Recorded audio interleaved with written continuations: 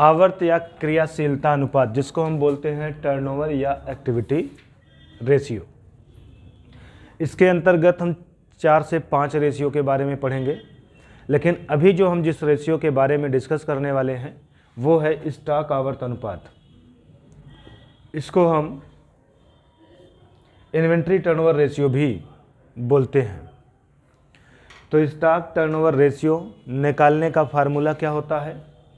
तो फार्मूला है cost of goods sold divide by average inventory. Cost of goods sold का मतलब होता है बेचे गए माल की लागत। कास्ट ऑफ गुड्स सोल्ड को क्या बोलते हैं? बेचे गए माल की लागत डिवाइड बाय एवरेज इन्वेंट्री का मतलब होता है औसत स्टॉक। ठीक है, तो सबसे पहले हम बात करेंगे कास्ट ऑफ गुड्स सोल्ड को निकाला कैसे जाएगा। तो कास्ट ऑफ गुड्स सोल्ड को निकालने का 2 फार्मूला है। एक होता है कास्ट ऑफ गुड्स सोल्ड निकालने का तरीका ओपनिंग स्टॉक। ध्यान रखिएगा, स्टॉक को ही दूसरे नाम से इन्वेंट्री भी बोला जाता है। तो अगर आपके क्वेश्चन में इन्वेंट्री दिया है तो भी आप समझिएगा वो स्टॉक की ही बात कर रहा है। तो सबसे पहले आप ओपनिंग स्टॉक को रखेंगे। ओपनिंग स्टॉक में नेट परचेज को ऐड कर देंगे। नेट परचेज का मतलब होता है ड्यूरिंग द ईयर में जितने भी रुपए का परचेज किया गया है उसमें से परचेज रिटर्न को माइनस कर दीजिए। जो बचता है वो नेट परचेज बोला जाता है। फिर इसी में ऐड करेंगे डायरेक्ट एक्सपेंस। डायरेक्ट एक्सपेंस की बात करें तो हम बोलेंगे ट्रेडिंग अकाउंट में दिखाए जाने वाले सभी खर्चे। ट्रेडिंग अकाउंट में जितने भी खर्चे दिखाए जाते हैं वो सब डायरेक्ट एक्सपेंस के नाम से जाने जाते हैं, जैसे wages, manufacturing expenses, carriage on purchase, factory rent, ये सब जो होता है सब किस में आएंगे?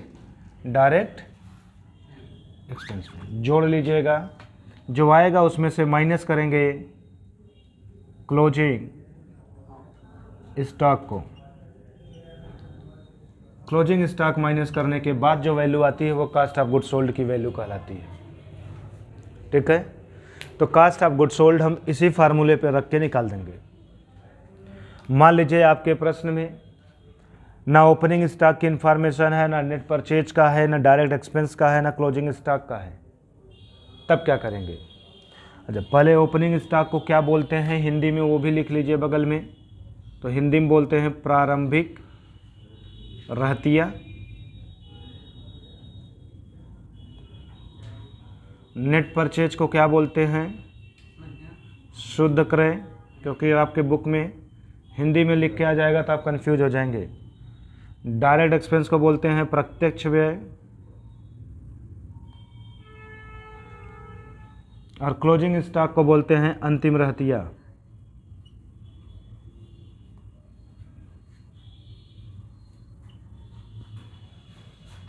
अगर आपके प्रश्न में ये सब सूचनाएं नहीं दी है तो कास्ट ऑफ गुड्स सोल्ड इस फार्मूले से निकाल भी नहीं पाएंगे। तब उस केस में आपको देखना पड़ेगा कि और प्रश्न में क्या दिया है। तो ये जब नहीं दिया रहता है तो प्रश्न में उस केस में विक्रय दिया रहता है, शुद्ध सकल लाभ दिया रहता है, सकल हानि दिया रहता है, वो सब सूचना होती है। तब उस केस में कास्ट ऑफ गुड्स सोल्ड निकालने का फार्मूला ये ना लग करके दूसरा फार्मूला लगता है, और वो फार्मूला होता है net sales minus gross profit. Net sales से ग्रॉस प्रॉफिट को माइनस कर देंगे तो मालूम हो जाएगा कास्ट ऑफ गुड्स सोल्ड।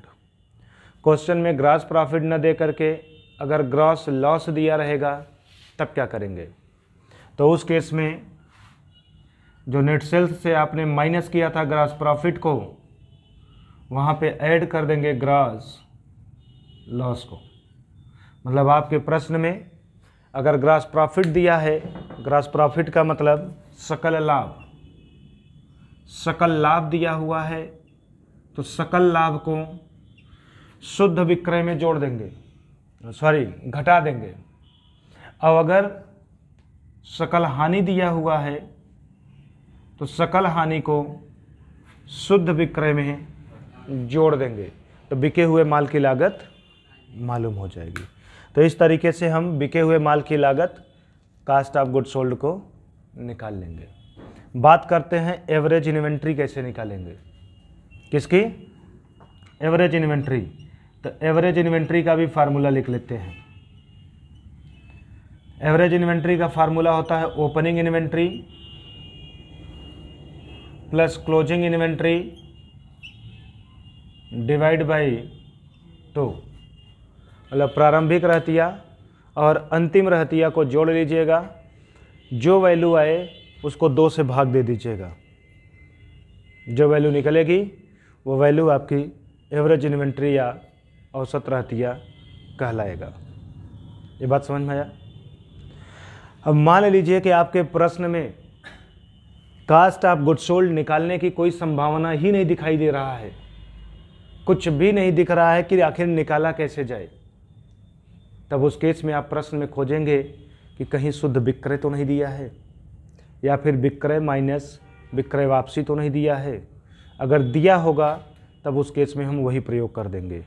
कहने का मतलब कि अगर प्रश्न में बेचे गए माल की लागत निकालना संभव ना हो, कास्ट ऑफ गुड सोल्ड निकालने की संभावना दिखाई ना दे रहा हो, तब उस केस में इसकी जगह पर हम नेट सेल्स को रख करके, किसको?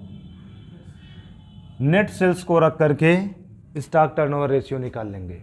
ये नोट के रूप में आप अपने कॉपी में लिखे रहेंगे कि अगर कास्ट ऑफ गुड सोल्ड ना निकल पा रहा हो तो हम नेट सेल्स यूज कर देंगे उसकी जगह पर। क्लियर हो गया? कभी कभी क्वेश्चन में एवरेज इन्वेंट्री के बारे में भी संभावनाएं नहीं दिखती हैं, या तो केवल ओपनिंग देता है या फिर केवल क्लोजिंग, तो निकालने में दिक्कत होता है। तो उस केस में हम उसी को ला करके एवरेज रख करके सॉल्व कर देंगे। तो इस तरीके से हम स्टॉक टर्नओवर रेशियो निकाल लेते हैं। कंप्लीट फार्मूला आपके सामने लिख दिया गया है, इसको नोट कर लीजिए। इससे रिलेटेड अगर कोई भी डाउट आपके मन में बनता है तो उसको आप पूछ सकते हैं, नंबर डिस्क्रिप्शन में दिया गया है। इसको नोट करिए। इसी से रिलेटेड जो क्वेश्चन है उसकी प्रैक्टिस करेंगे हम लोग नेक्स्ट वीडियो में।